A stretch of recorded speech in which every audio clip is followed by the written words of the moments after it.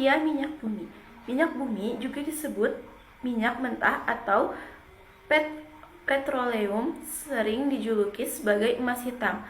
Adalah cairan kental berwarna coklat, pekat, atau gelap atau kehijauan yang mudah terbakar yang berada di lapisan atas dari beberapa area di kerak bumi. Minyak bumi terdiri dari campuran kompleks dari berbagai hidrokarbon, sebagian besar seri alkana, tetapi bervariasi dalam penampilan komposisi dan kemurniannya.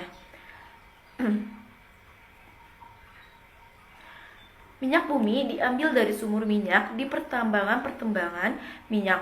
Lokasi sumur-sumur minyak didapatkan setelah melalui proses studi geologi, analisis sedimen, karakter dan struktur sumber, dan berbagai macam studi lainnya. Setelah itu, minyak bumi akan diproses di tempat penggilingan minyak dan dipisah-pisahkan hasilnya berdasarkan titik didihnya sehingga menghasilkan berbagai macam bahan bakar. Mulai dari bensin dan minyak tanah sampai aspal dan berbagai reagen kimia yang dibutuhkan untuk membuat plastik dan obat-obatan. Nah, selanjutnya yaitu teori pembentukan minyak bumi. Jadi, teori pembentukan minyak bumi ini terbagi menjadi 3. Yang pertama yaitu teori biogenesis atau teori organik. Nah, teori ini tuh menyatakan bahwa minyak bumi ini terbentuk dari proses pelapukan dan pengeraian dari tumbuhan dan hewan laut yang udah mati dan tertimbun endapan pasir serta lumpur. Nah, yang kedua yaitu teori anorganik. Teori ini menyatakan bahwa minyak bumi terbentuk karena aktivitas bakteri, unsur seperti belerang, oksigen, dan nitrogen dari zat yang terkubur akibat aktivitas bakteri dan menjadi zat minyak yang berisi hidrokarbon. Nah, yang ketiga yaitu teori duplex. Teori ini menyatakan bahwa minyak dan gas bumi berasal dari berbagai macam organisme hewan dan tumbuhan laut yang telah mati berjuta-juta tahun yang lalu. Saya akan menjelaskan mengenai proses terbentuknya minyak bumi. Minyak bumi terbentuk dari pelapukan berbagai macam sisa-sisa organisme, seperti tumbuhan, hewan, jasad-jasad renik yang sudah tertimbun dalam dasar lautan bersama lumpur selama jutaan tahun lamanya. Lumpur tersebut akan berubah menjadi berbagai batuan sedimen yang berpori, sedangkan sisa-sisa organisme akan bergerak ke tempat yang tekanannya rendah dan terkumpul pada sebuah daerah perangkap, yaitu batuan kedap. Lalu, gas alam, minyak, dan air akan terakumulasi sebagai deposit minyak bumi. Pada rongga bagian atas ada gas alam, sedangkan cairan minyak mengambang di atas deposit air, atau jika diurutkan itu seperti gambar di atas. Jadi karena asal minyak bumi dan gas itu dari sisa-sisa organisme, maka minyak bumi dan gas itu sering disebut dengan bahan bakar fosil. Bahan bakar fosil ini merupakan sumber daya alam tak terbarukan. Dan dari proses ini kita menjadi tahu nih bahwa proses terbentuknya minyak bumi ini membutuhkan waktu yang sangat lama. Selanjutnya ada komposisi minyak bumi. Minyak bumi adalah campuran kompleks yang sebagian besar sekitar 90% hingga 97% terdiri dari senyawa hidrokarbon. Hidrokarbon yang terkandung dalam minyak bumi terutama adalah alkana, sedangkan sisanya adalah sikloalkana, alkena, alkuna, dan senyawa aromatik. Komponen kecil lainnya selain hidrokarbon adalah senyawa-senyawa karbon yang mengandung oksigen, belerang, ataupun nitrogen. Gas alam sebagian besar itu terdiri dari alkana suku rendah atau C1 sampai C4 dengan metana sebagai komponen utamanya. Selain alkana, juga terdapat gas lain seperti CO2, O2, N2, dan H2S ataupun gas mulia seperti helium dalam jumlah yang sangat sedikit. Selanjutnya adalah pengolahan minyak bumi. Nah, pengolahan minyak bumi ini terbagi menjadi 2 tahap. Yang tahap pertama ini dilakukan dengan distilasi bertingkat atau proses distilasi yang berulang-ulang sehingga didapatkan berbagai macam hasil berdasarkan perbedaan titik didihnya. Nah, hasil dari pengolahan tahap pertama ini terbentuk beberapa fraksi. Fraksi pertama menghasilkan gas yang pada akhirnya dicairkan kembali dan dikenal dengan nama LPG atau liquid petroleum gas. Nah, LPG ini biasanya digunain untuk bahan bakar kompor gas dan mobil berbahan bakar gas atau diolah lebih lanjut menjadi bahan kimia lainnya. Nah, fraksi kedua disebut juga dengan nafta atau gas bumi. Nafta tidak dapat langsung digunakan, tetapi harus terlebih dahulu diolah menjadi bensin atau premium, atau bahan petrokimia lainnya. Nah, nafta ini juga sering disebut sebagai bensin berat. Nah, fraksi ketiga atau fraksi tengah selanjutnya dibuat menjadi kerosin atau minyak tanah dan aftur atau bahan bakar pesawat jet. Nah, fraksi keempat atau sering disebut juga dengan solar digunakan sebagai bahan bakar mesin diesel. Dan fraksi terakhir atau fraksi kelima disebut juga dengan residu yang berisi hidrokarbon rantai panjang dan dapat diolah lebih lanjut pada tahap kedua menjadi berbagai senyawa karbon lainnya, dan sisanya sebagai aspal dan lilin.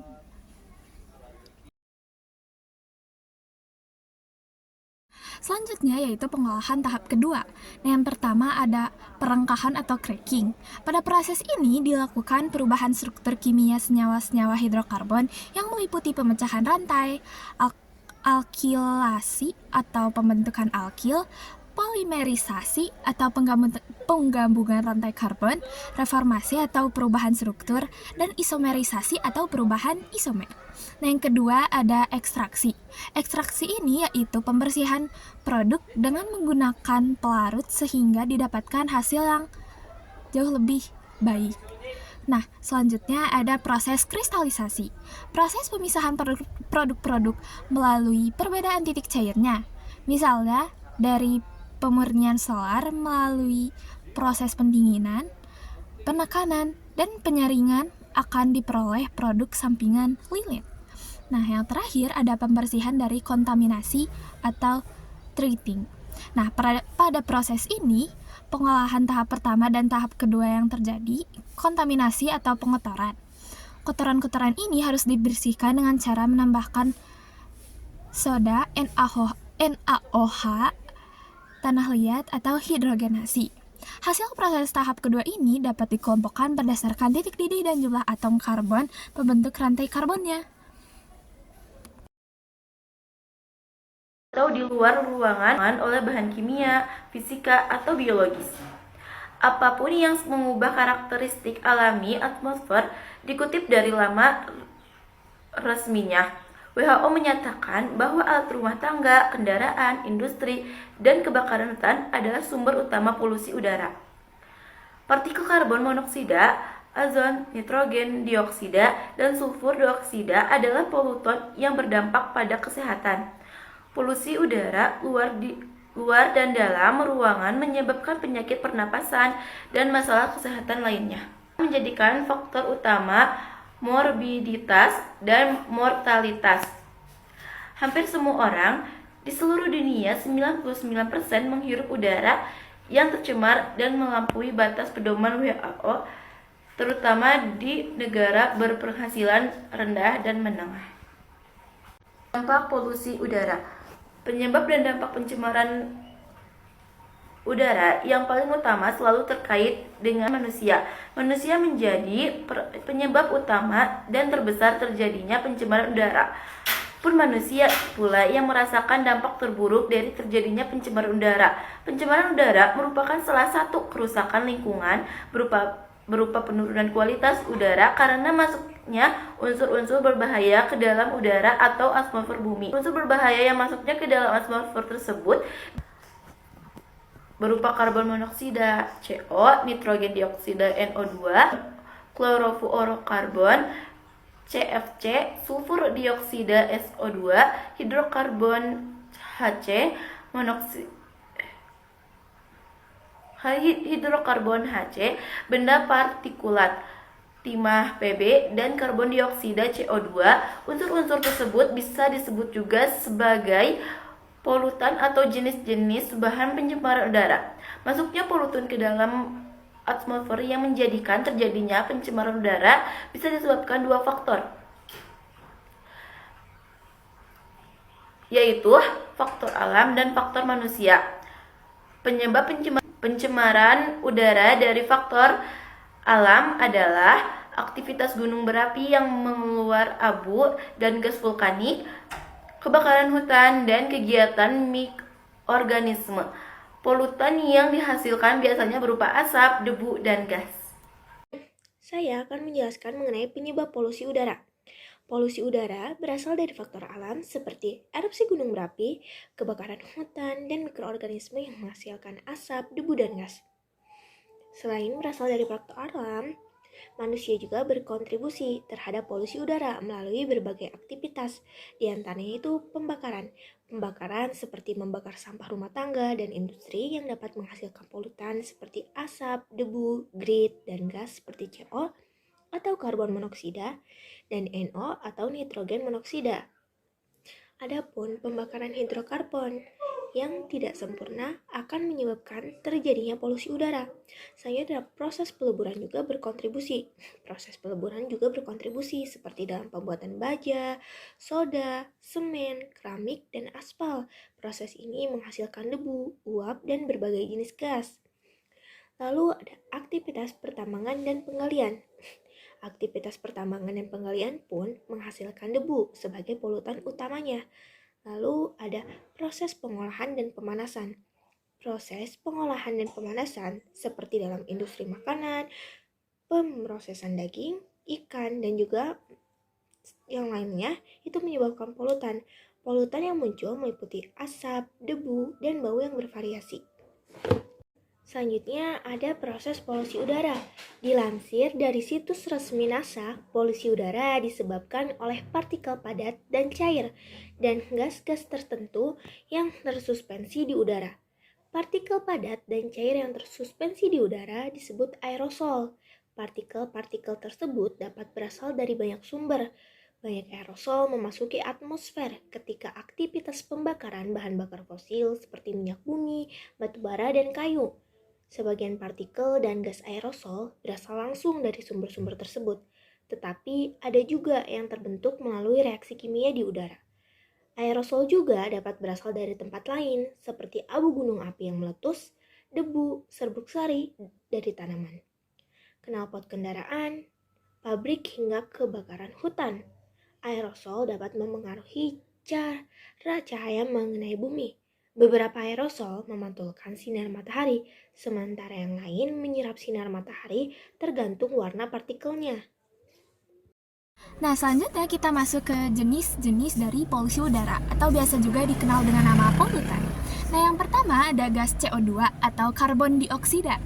Karbon dioksida ini bisa menjadi penyebab pemanasan global loh. Nah, yang kedua yaitu ada gas CO atau gas karbon monoksida. Gas karbon monoksida ini bersifat racun di dalam darah. Nah, yang ketiga ada gas SO atau sulfur. Ini tuh dapat menyebabkan hujan asam. Nah, selanjutnya ada gas NO atau nitrogen sebagai penyebab terbentuknya kabut asap. Dan yang kelima ada partikulat C dan PB. Selanjutnya memasuki bagian karakteristik polusi udara. Yang pertama, kadar karbon dioksidanya tinggi. Udara yang tercemar punya kadar karbon dioksida yang tinggi. Dan ini tuh bisa menyebabkan kesulitan bernapas, bahkan sampai sesak nafas. Nah, yang kedua, yaitu berwarna. Udara yang tercemar akan terlihat berwarna hitam keabu-abuan karena campuran zat-zat polutan yang berbahaya, seperti contohnya pada pembakaran sampah. Nah, yang ketiga, yaitu berbau. Udara tercemar memiliki bau yang tidak sedap dan dapat menyebabkan kesulitan bernapas. Berbeda halnya dengan udara segar yang bebas dari bau. Yang keempat yaitu pengap. Udara yang tercemar dapat membuat lingkungan terasa pengap karena suhu yang meningkat akibat campuran gas hasil pembakaran dan pembuangan. Dan yang terakhir yaitu iritasi mata. Udara tercemar dapat menyebabkan mata menjadi merah dan teriritasi karena adanya zat-zat polutan yang membahayakan kesehatan. Sekian dari kami. Mohon maaf apabila ada kesalahan. Wassalamualaikum warahmatullahi wabarakatuh.